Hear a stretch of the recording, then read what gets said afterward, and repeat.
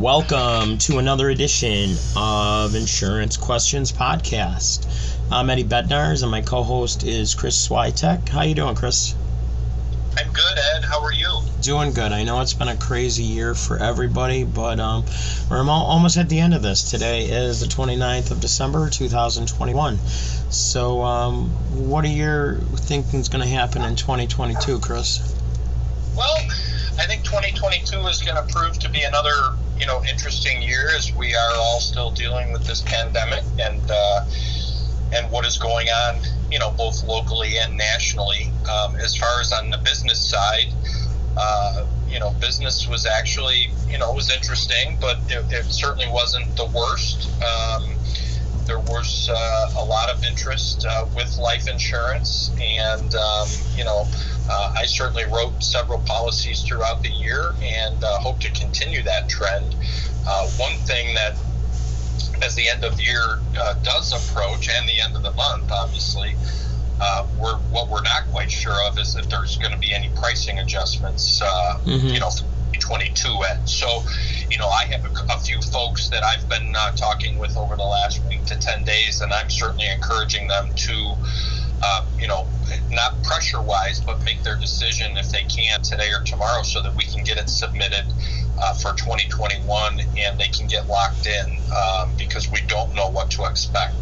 I'm not expecting anything crazy as far as a huge jump, but when people are looking at their budgets and their income and such and what they can spend on other items, every little bit helps.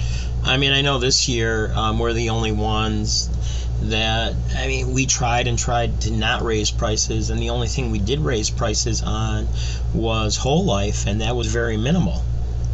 Yeah, it was, and that happened back in November.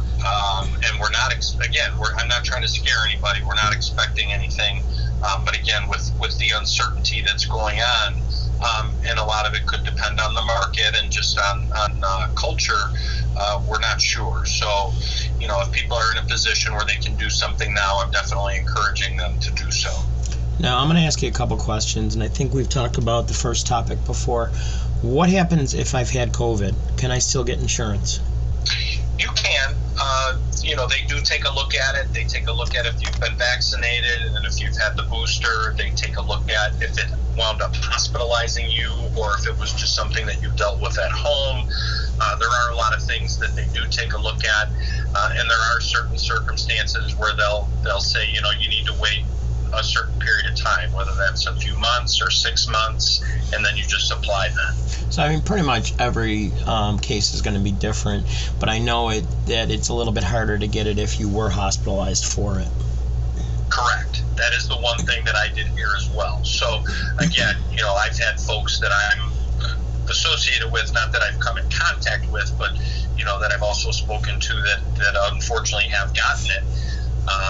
And they were able to just quarantine at home and ride it out. They were not hospitalized. It wasn't anything, that made them, that sick that they needed to go to the hospital. So the company does take a look at each case individually, and I would encourage anyone that has had it to still reach out to yourself or myself and let us make that determination for you and walk you through that process. And what is your contact number, Chris? I can be reached at 716-713-6608 and call anytime. You can even shoot that number a quick text message and have me call you, whatever works best. Now, another interesting thing that's come to our attention the past couple months is that we started working a lot with the LGBTQ community. Yes, we have. And what happens if our loved ones or someone we know want insurance and they have HIV? They can certainly still apply. We can certainly still submit for you. It is definitely not a factor in an automatic decline, and you are still eligible to get life insurance for yourself. And a lot of different insurance carriers, for sure, that is an automatic disqualification. So that's pretty exciting for the LGBT community, and I know I've written a few cases already, and they're thrilled. The people that do have it. And my mother-in-law actually does quite a bit with the AIDS community, with the AIDS network, and she said that people with HIV right now, it's very treatable. Don't get me wrong, it has not gone away. It's still a horrible thing if you do contract it, but they can treat it. Exactly. And the fact that with it being treatable, our company has been very proactive and and kind of forward thinking and wanting to obviously write policies for folks that unfortunately have been confronted with that. So we're definitely wanting to assist anybody that we can, and we're here to help. Now, what I'd like to do, Chris, is do a little bit of role play here, showing people how easy it is to get insurance. So you are going to be the insurance man. I'm going to be the customer. And my question to you is, Chris, I want $100,000 of whole life for myself. I'll wait till after the first of the year for the rest of my family because I want to see how you guys do business. So what do I need to do to start getting my policy after I talk to you? Well, to put it in simple terms, once we go through a brief questionnaire and ask a few medical questions just up front to make sure that, we're going to quote you the proper window of pricing on your premiums, we just go through a series of questions. We gather some pertinent personal information from a social security number to your employer, verify your address, and then we input banking information. We do submit the application if you're under the age of 60 with 1 month's worth of premiums. This allows you to garner coverage right away once the application has been signed and submitted by both the agent and the client through New York State. God forbid if something were to happen to you during the process, you would actually be covered. You're not covered through New York Life, technically, but you are covered by the state by submitting an application.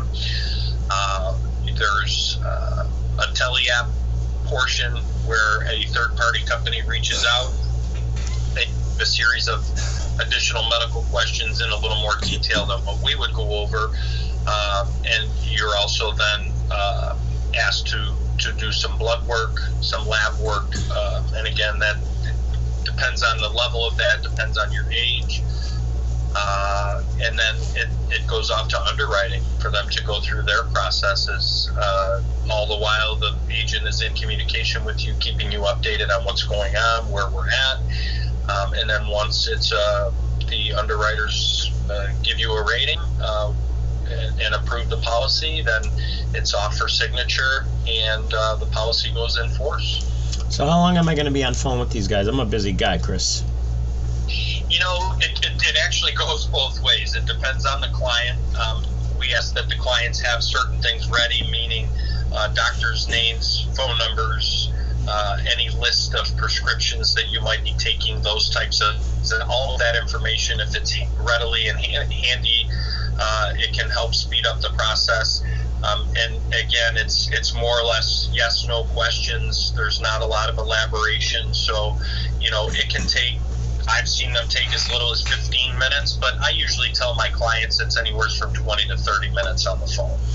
All right, since, I like how you guys do business, so I think what I want to do, Chris, is I also want to get a policy for my granddaughter. Is that possible? She's 16 months old. Yes, yeah. Once the child reaches 15 days old, once the infant reaches 15 days old, and you actually have their social security number, we can go ahead and get that policy submitted for the infant, for the grandchild. And what do I need?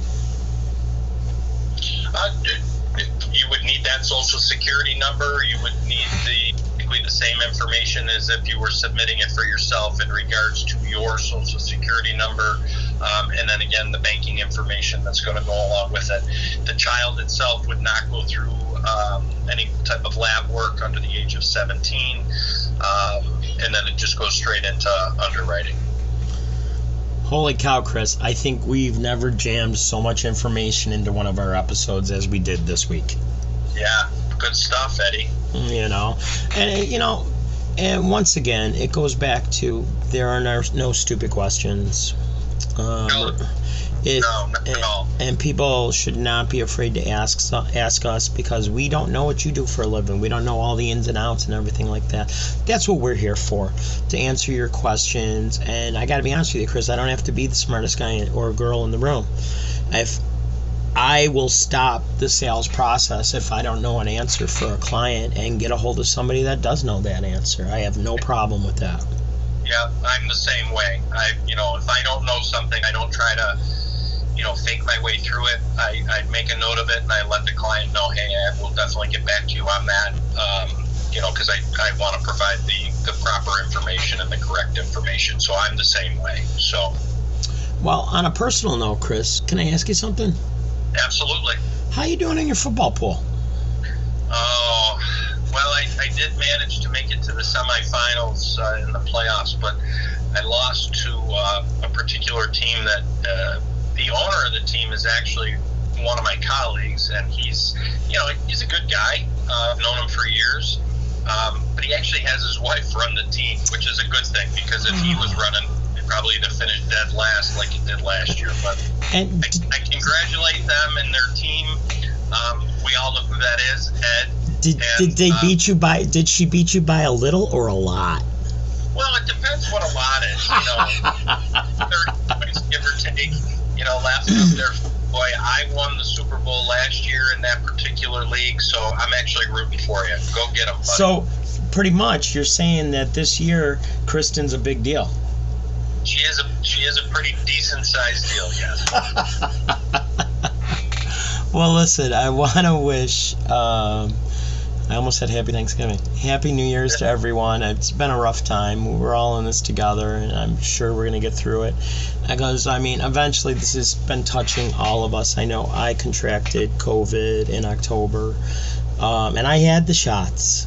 I ended up having the monoclonal antibodies at the graft, and I felt great after I had that. But that doesn't mean that it's going to prevent you from getting it again. So, take care of yourself, take care of your loved ones, and we will all get through this together. Once again, how do you get a hold of you, Chris? 716-713-6608. Call anytime, please. Happy New Year to everybody, all of our listeners, all of our colleagues, Ed, your family. God bless and be safe. And we're going to be posting this on the website for the podcast and a couple other websites. Get the word out. If you like what we're doing and you like what we're saying, share it. Don't be afraid to share it with your people. I think that's about it, Chris. So I wish you a Happy New Year, and a Happy New Year to all our listeners. And take care.